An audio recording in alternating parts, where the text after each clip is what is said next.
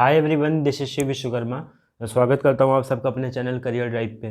तो दोस्तों, जैसा कि पिछले वीडियो में हमने रिजल्ट के रिगार्डिंग आपको अपडेट्स प्रोवाइड किया था कि कैसे आपको रिजल्ट वगैरह चेक करना है। तो उसमें बहुत सारे लोगों को कमेंट्स भी आए कि उन्होंने रिजल्ट अपना चेक कर लिया और वो शॉर्टलिस्ट हो गए हैं नेक्स्ट स्टेज के लिए, जो कि आपका इंटरव्यू का है। तो उसमें मुझे बहुत सारे कमेंट्स इस रिगार्डिंग भी मिले कि सर इंटरव्यू के लिए क्या पढ़ें, कैसे प्रिपेयर करें, उसमें क्या क्या पूछा जा सकता है। दूसरा जो यहाँ पे डाउट्स था वो था उसके डॉक्यूमेंट्स रिगार्डिंग।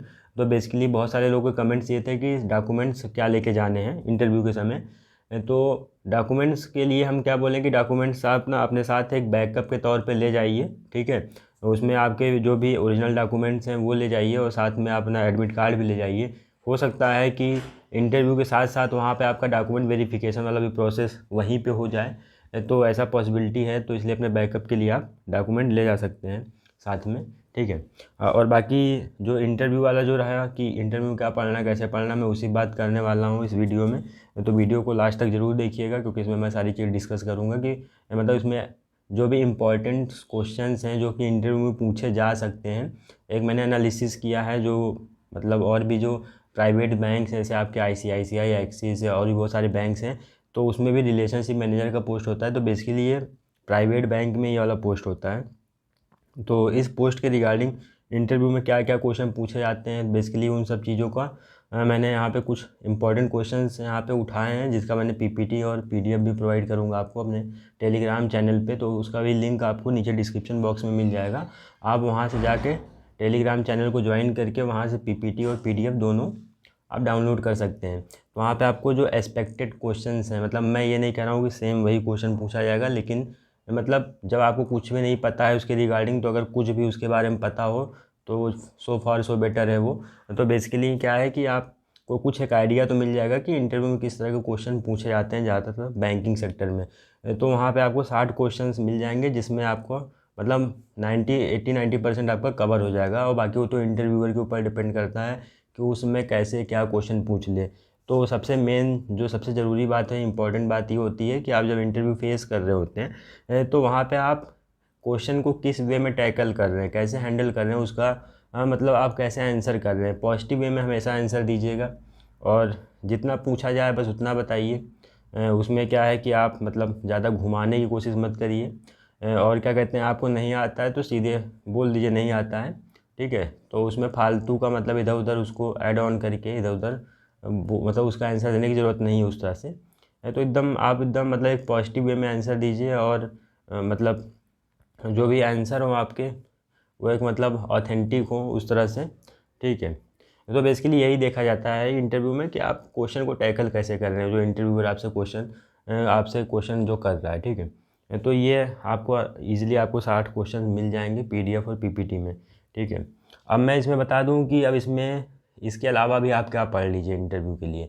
इंटरव्यू बेसिकली जहाँ तक मुझे लगता है पॉसिबिलिटी है कि 3 राउंड में इंटरव्यू हो, जिसमें आपका एप्टीट्यूड राउंड होगा और दूसरा क्या कहते हैं आपका टेक्निकल राउंड हो सकता है और तीसरा आपका HR राउंड हो सकता है, ठीक है। तो ऐसा हो सकता है, पॉसिबिलिटी है, ठीक है। जैसे मतलब और भी जो प्राइवेट एग्ज़ाम्स के जो क्राइटेरिया हैं उसी को फॉलो करते हैं, तो वहाँ पे भी ऐसा हो सकता है, ठीक है। तो इसमें क्या है कि आप थोड़ा जिस इंस्टीट्यूट के लिए आप अप्लाई कर रहे हैं, जिस बैंक के लिए आपने अप्लाई किया, जिस पोस्ट के लिए अप्लाई किया, तो बेसिकली आपको उसके बारे में नॉलेज होना चाहिए। मतलब आप जिस बैंक के लिए अप्लाई कर रहे हैं उसका करंट में पोजीशन क्या है, ठीक है, उसका बैकग्राउंड क्या है, उसका हिस्ट्री क्या है, उसका रेवेन्यू क्या है, उसके MD कौन है। तो बेसिकली इन सब चीज़ों के बारे में, जैसे ये सिटी यूनियन बैंक है तो ये कौन कौन से प्रोडक्ट्स प्रोवाइड करती है, कौन कौन से सर्विसेज प्रोवाइड करती है, तो आप इसके ऑफिशियल वेबसाइट पे भी एक बार विजिट करिए, तो वहाँ से भी आपको यह सब आइडिया मिल जाएगा। या फिर आप गूगल कर लीजिए इसके हिस्ट्री के बारे में, या फिर विकीपीडिया से पढ़ लीजिए। तो मतलब इस बैंक के बारे में आपको थोड़ा अवेयरनेस होना चाहिए, आपको पता होना चाहिए कि बैंक का बैकग्राउंड वगैरह क्या है, ठीक है। और एक इम्पॉर्टेंट चीज़ ये हो सकता है कि आप ये बैंक मतलब इसके कुछ जो करंट अपडेट्स हैं इस बैंक को लेके न्यूज़ वगैरह में, तो थोड़ा वो आप देख सकते हैं, इंटरव्यूअर शायद पूछ सकता है आपसे।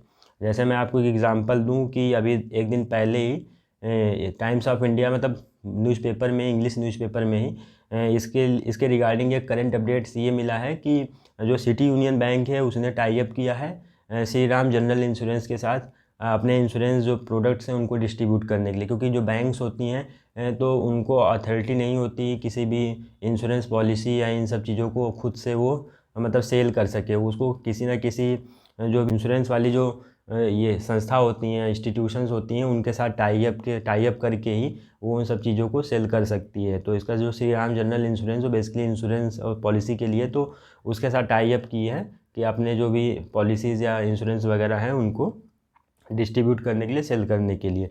तो ये एक रिसेंट में मतलब जो अपडेट है इस बैंक को लेके, करंट अपडेट एक ये है, ठीक है। तो ऐसे बहुत सारी चीज़ें थोड़ा आपको देखना चाहिए, मतलब ओवरव्यू ले लीजिएगा एक बार, गूगल करके आसानी से सारी चीज़ें मिल सकती हैं गूगल पे। और ये तो रहा बैंक के बारे में। अब पोजीशन जो आपका रिलेशनशिप मैनेजर का पोस्ट है, बेसिकली उसका रोल क्या है, उस पोस्ट का मतलब उसका काम क्या है, उसकी रिस्पॉन्सिबिलिटी, उसकी ड्यूटीज़ क्या है, तो इसके बारे में थोड़ा देख लीजिएगा। बेसिकली जो रिलेशनशिप मैनेजर का काम होता है, क्लाइंट्स को जो भी इश्यूज़ होते हैं, जो भी प्रॉब्लम्स होते हैं, उनको मतलब सॉल्व आउट करना, ये सब सारी चीज़ें होती हैं बैंक, मतलब ये रिलेशनशिप मैनेजर का जो काम होता है, ठीक है। और बेसिकली क्या है कि इसके अलावा आप थोड़ा सा बैंकिंग की जो टर्मिनोलॉजीज़ हैं, मतलब बैंकिंग या फिनांस से रिलेटेड जो बेसिक हैं, जो कि मतलब मैंने भी एक एग्ज़ाम दिया था आईसीआईसीआई का, तो उसमें इंटरव्यू में मुझसे ही पूछा गया था, तो मैं वो बता रहा हूँ, वो अपना एक्सपीरियंस एक बार शेयर कर रहा हूँ, क्योंकि बेसिकली ये भी एक प्राइवेट सेक्टर बैंक, मतलब प्राइवेट सेक्टर बैंक है, तो यहाँ भी ऐसे क्वेश्चन पुट अप किए जा सकते हैं। तो बैंकिंग की जो बेसिक टर्मिनोलॉजीज़ हैं, जैसे आपका रेपो रेट क्या होता है, रिवर्स रेपो रेट क्या होता है, सीआरआर क्या होता है, तो बेसिकली क्रेडिट क्या होता है, तो ये सारी चीज़ें जो है जो बैंक से रिलेटेड हैं, जनरल जो टर्म्स हैं, वो आप एक बार देख लीजिएगा, ठीक है। तो इसके लिए भी मैंने आपका मतलब काम आसान कर दिया है। मैं आपको अपने टेलीग्राम चैनल पे एक पीडीएफ प्रोवाइड कर दूंगा, 4 से 5 पेज का होगा। उसमें आपको ए टू जेड जितने भी मतलब ये ए टू जेड जितने भी आपके टर्म्स होते हैं, जैसे डिक्शनरी में होते हैं ए टू जेड, वैसे बैंक से रिलेटेड जितने भी टर्म्स होते हैं ए टू जेड आपको उसमें पूरे मिल जाएंगे। तो आप एक बार उसका शॉर्ट रिव्यू देख लीजिएगा, बस शॉर्ट में उसको एक बार देख लीजिएगा, ठीक है। तो आपके लिए आसान हो जाएगा काम। तो इतने सारी चीज़ें कर लीजिएगा, मुझे लगता है ये मोर देन सफिशियंट है इंटरव्यू के लिए।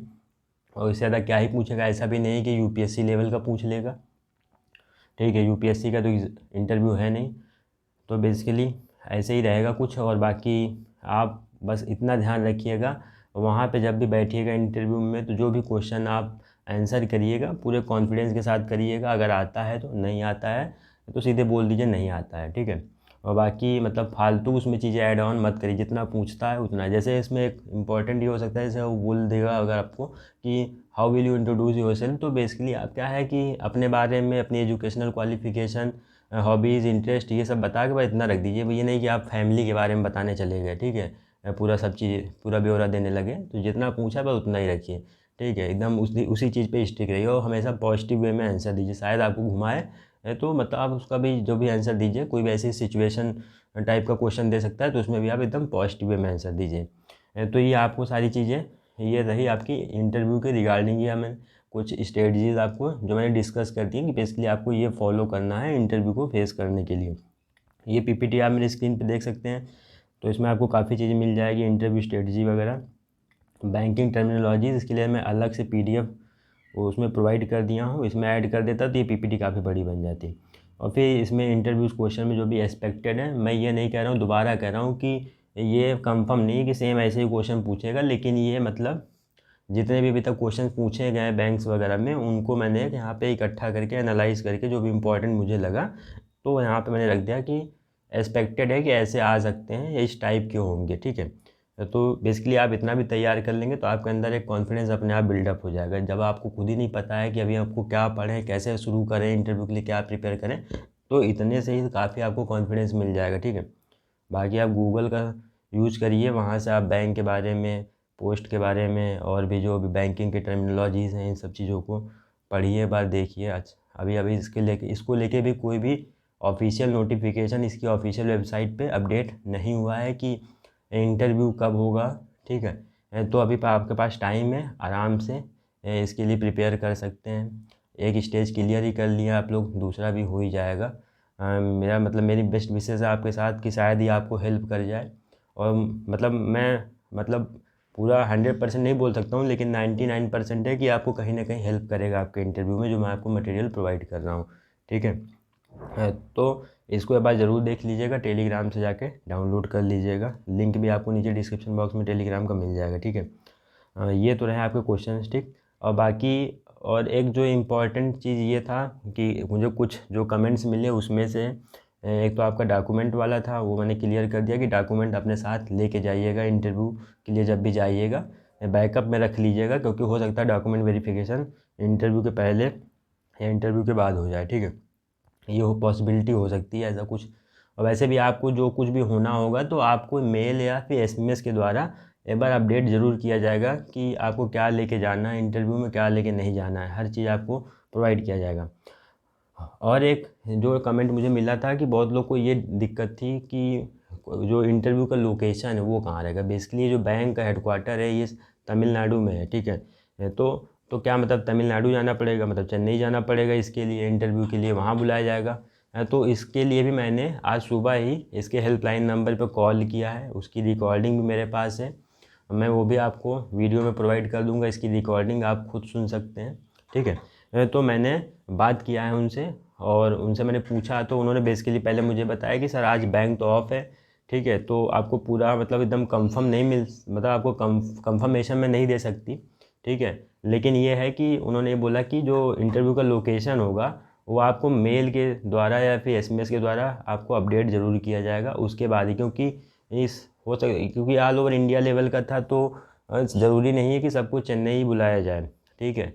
में भी पॉसिबिलिटी ये हो सकता है कि जो मतलब जिसका जो डोमिसाइल है, जो उसका डिस्ट्रिक्ट या सिटी है, तो उसके अकॉर्डिंग जो पास में जो होगा, ठीक है, इनका जो मतलब ब्रांचेस वगैरह जो होंगी या फिर वहाँ पे ऐसे बुलाया जा सकता है। तो इस तरह से होगा मतलब ताकि आपको ज़्यादा दूर ना पड़े, आपके सुविधा अनुसार ऐसा कुछ ना कुछ किया जाएगा जो मुझे लगता है।